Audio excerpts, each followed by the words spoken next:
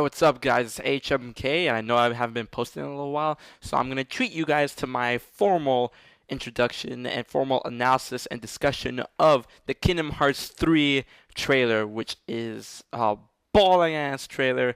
And if you guys see my other video where I basically geekgasmed over the fucking deliciousness. All right, but I'm actually getting my ideas out, my thoughts at looking at this trailer, and think of this as a precursor to what we need to see in Kingdom Hearts 3 Part 3.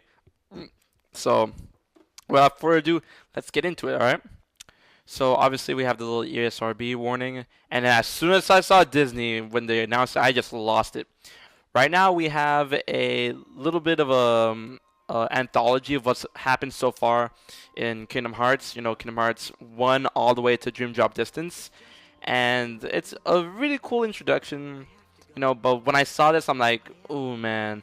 And they did say they're not going to have any more spin-offs. But when I saw this, when we actually got the transition into the graphics of the PlayStation 4 of what we can see, it was just amazing. And I stressed that they need to find a graphical style that balances between like Kingdom Hearts and Final Fantasy, even though they need like an upscaled graphical power.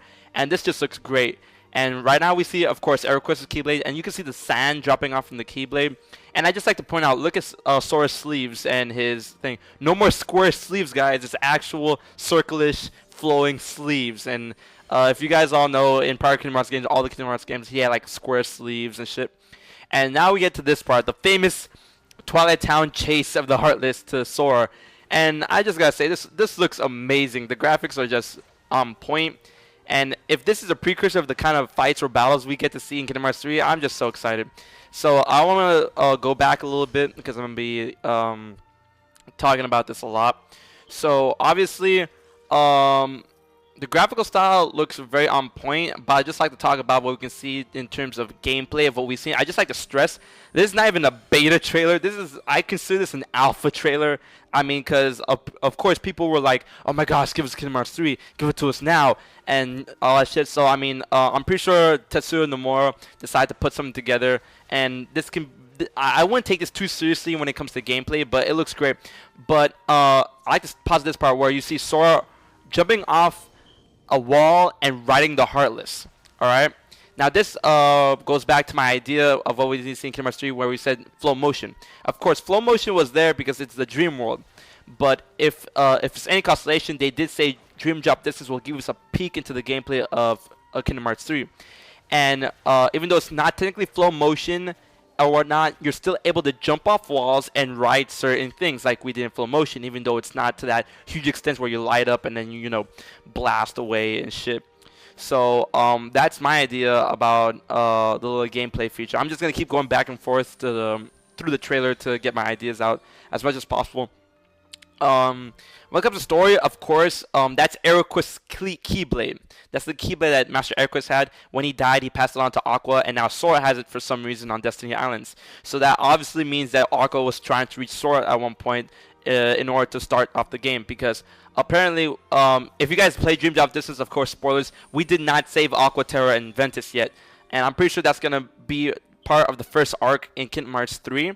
And if you guys have been following Kingdom Hearts Knowledge or KH13.com, they did say on the Kingdom Hearts Facebook that this game will feature a more mature Sora.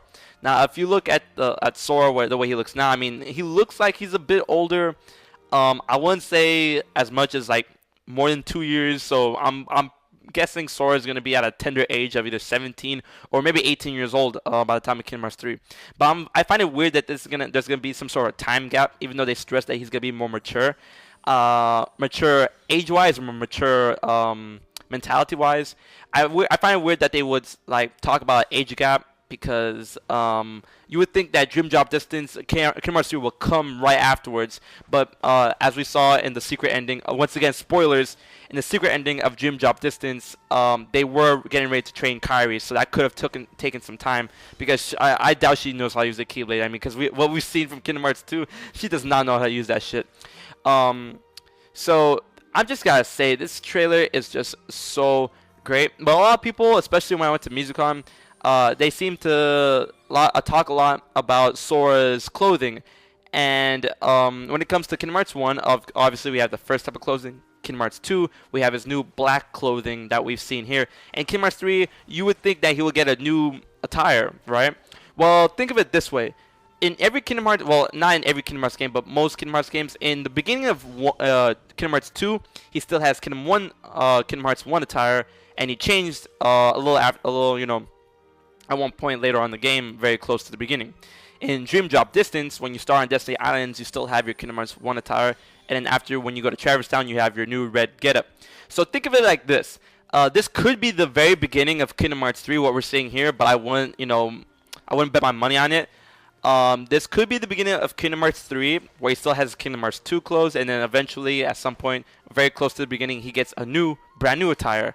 What it could be, I don't know. A lot of people want to say armor, but I wouldn't want the armor. I would just because the style of clothing, they seem to stress a lot of zippers and pockets and cool stuff. So I wanted to keep that style to keep going.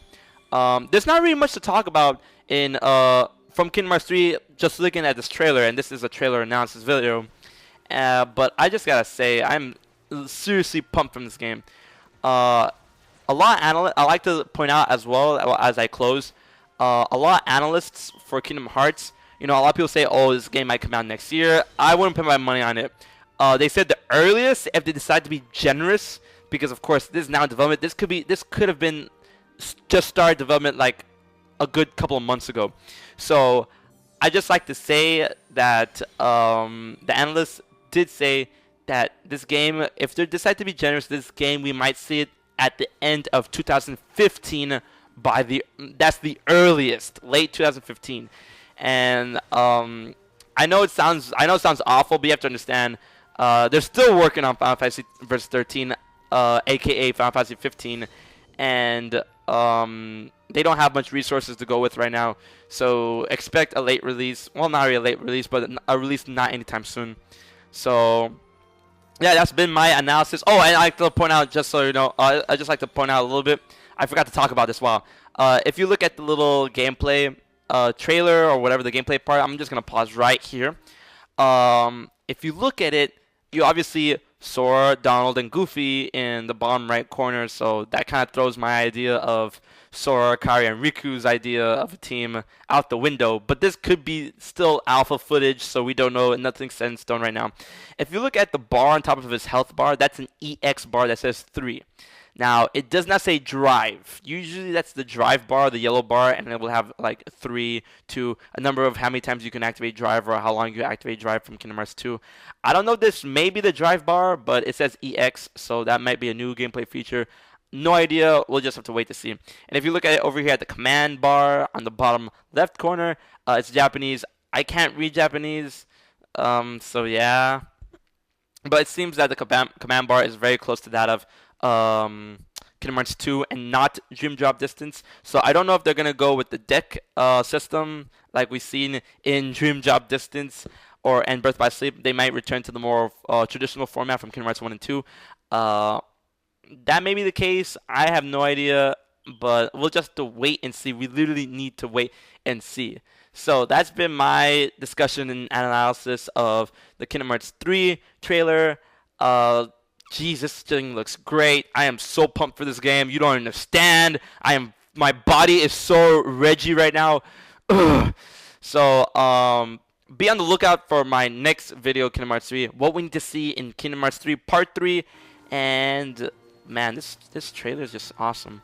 So I'm just going to let the trailer play out. And until next time, I've been HMK, and I will check you guys later.